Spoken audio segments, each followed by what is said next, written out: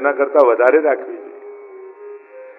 ક્યારેય પણ પાપ લાભ નથી આપતું, આપે છે ગુણો જ. ચોર ચોરી કરવા જાય છે તો ચોરી કરવાની વૃત્તિ એને લાભ નથી આપતી, પણ એનામાં સાહસ છે એ એને ફાયદો કરાવે છે. દરેકમાં જોશો ને ક્યાંક નેગેટિવ વસ્તુ ક્યારે લાભ નથી, એ નેગેટિવમાં કોઈક પોઝિટિવ વસ્તુ છે એને કારણે એનો લાભ મળી રહ્યો છે. એટલા માટે જે ચર્ચા કરી રહ્યા છે તો ભગવાન દેવ દમન છે, દેવોનું દમન કરે છે. આપણે તો મનુષ્ય છીએ.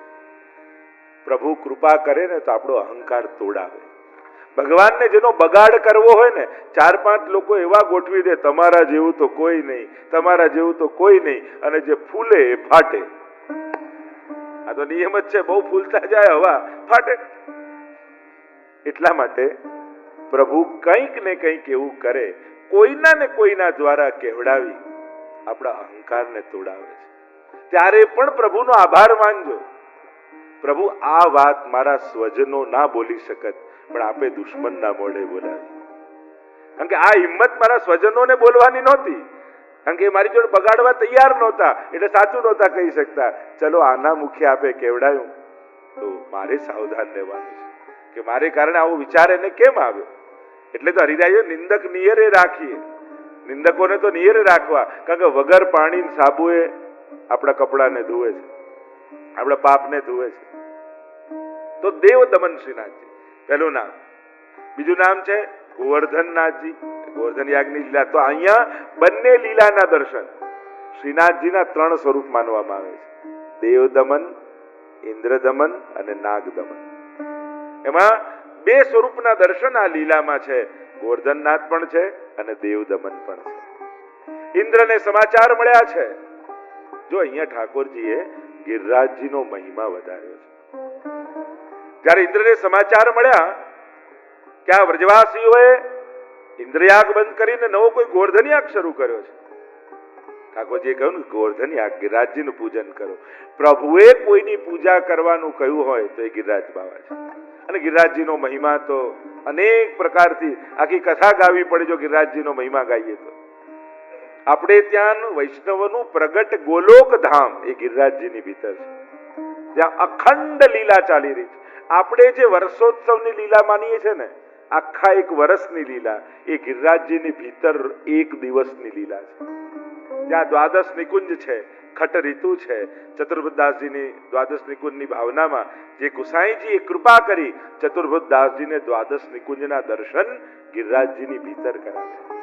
મંગળાથી શયન સુધી આ 6 ઋતુઓ સખી બની અને પ્રભુની કઈ રીતે સેવા કરે છે એનું વિસ્તારથી એમાં વર્ણન છે. એ ભીતર પ્રવેશવાના 8 દ્વાર છે.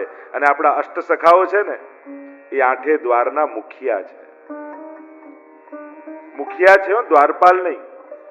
ઘણીવાર લોકો અષ્ટસખાને દ્વારપાલ સમજે, પણ અષ્ટમુખિયા, દ્વારપાલ ને મુખિયામાં ફરક એ હોય, દ્વારપાલ દરવાજાની બહાર ઉભો હોય અને મુખિયાજી ભીતર સેવા કરતા હોય. એટલે આ તો લીલાના દર્શન કરીને ગાઈ રહ્યા છે.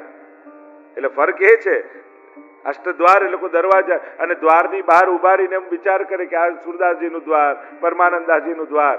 દ્વાર છે એટલે કે આ દ્વારથી ભીતર જે લીલા થઈ રહી છે ત્યાં એ દર્શન કરી રહ્યા છે, ત્યાં એ કીર્તનને ગાન કરી રહ્યા છે. આ ભાવ છે. તો અષ્ટસખા એ દ્વાર છે. ગિરિરાજજીના અનેક પ્રકારનું આપણે ત્યાં એ પ્રભુ રૂપ પણ છે અને હરિદાસ વર્ય પણ છે. બંને પ્રકારથી આરાધન. જેમ હનુમાનજી મર્યાદા માર્ગમાં તમે જુઓ તો એ રામ કાજ કરવે કો આતુર, રામના દાસ પણ છે અને એમના પોતાના મંદિર પણ હોય. પુષ્ટિ માર્ગમાં એ ગિરિરાજજીનું સ્વરૂપ છે. પોતે સાક્ષાત શૈલોસ્મી કહીને પ્રભુ પ્રગટ થયા ગિરિરાજજીમાંથી અને સાક્ષાત આ મારું જ રૂપ છે એવો અનુભવ કરાવ્યો.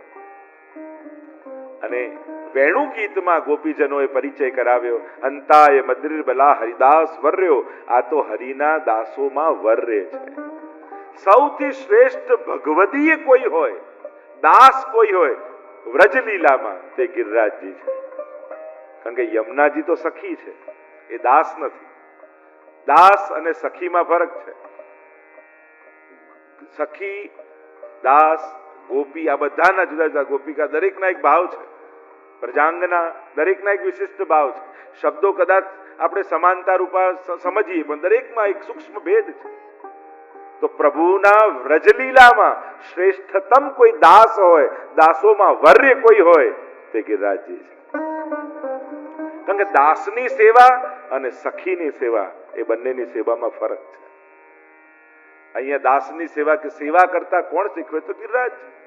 યદ રામ કૃષ્ણ ચરણ સ્પર્શ પ્રમોદ. દાસનો પહેલો ધર્મ શું હોય? સેવા કરવાની તત્પરતા. જ્યારે ઠાકોરજીને દાઉજી ગાયો ચરાવતા ચરાવતા ગિરિરાજજી પર ચરણોનો સ્પર્શ કરાવે ને, અને સ્પર્શ કરતા જ ગિરિરાજજીના રૂવાડા રૂવાડા ઉભા થઈ જાય. રોમાંચ, એ તત્પરતા ગિરિરાજજીની ભીતર છે.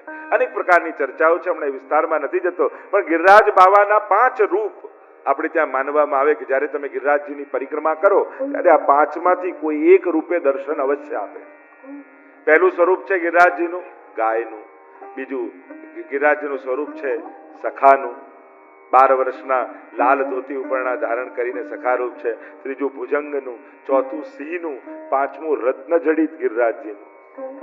આ 5માંથી કોઈ એક સ્વરૂપે ગિરિરાજ બાવા અવશ્ય દર્શન આપે છે.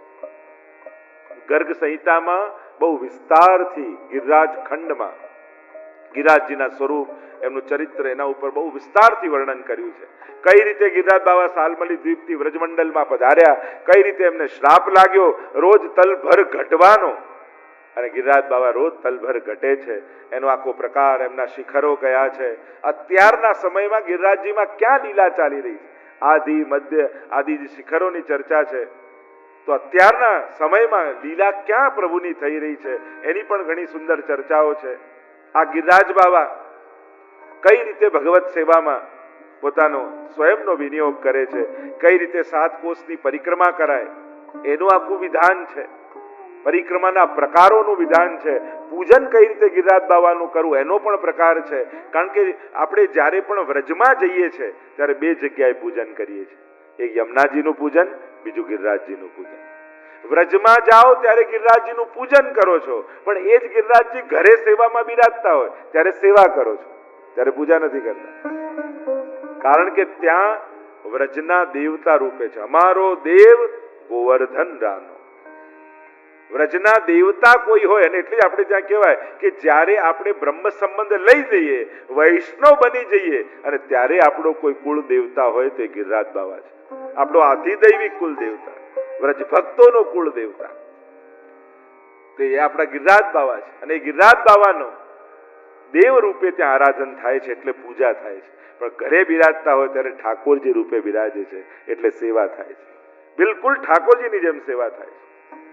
અનેક અનેક પ્રકારોની ચર્ચા છે. કઈ રીતે જેમ દૂધ આદિનો ક્રમ હોય એમાં ખાંડ પધરાવી, કાચા દૂધથી ગિરિરાજ બાવાના પૂજનનો ક્રમ હોય છે.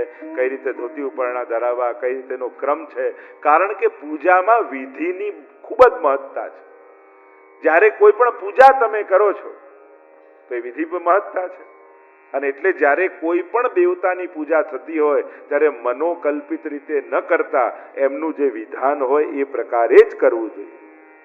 અને એટલે ખાસ ધ્યાન રાખવું, કોઈ પણ દેવી દેવતા સાથે રમત નહીં કરવી. ખાસ ગણપતિજીના અને બહુ જાત જાતનું થાય. કોઈ ક્રિકેટર બનાવી દે, કોઈ સાધુ બનાવી દે, કોઈ પોલીસ બનાવી દે. જો આ કોઈ રમવાની વસ્તુ નથી, આ કોઈ હસી મજાકની વસ્તુ નથી. દેવતા છે, પ્રથમ દેવ છે, અને એમનું રિસ્પેક્ટ જળવાય એ બહુ જરૂરી છે. કોઈ પણ દેવી દેવતા સાથે, અને હિન્દુ સમાજ સિવાય બીજો કોઈ વર્ગ પોતાના ભગવાન કે દેવતાઓ સાથે આવી રમતો કરતો નથી જેટલા આપણે કરીએ. અને એટલા માટે ખાસ સમજવું જોઈએ કે એ રિસ્પેક્ટ, એ કારણ કે બાળકોને સમજાવવા એમ કરી કરીને એમનું સ્તર ઘટાડતા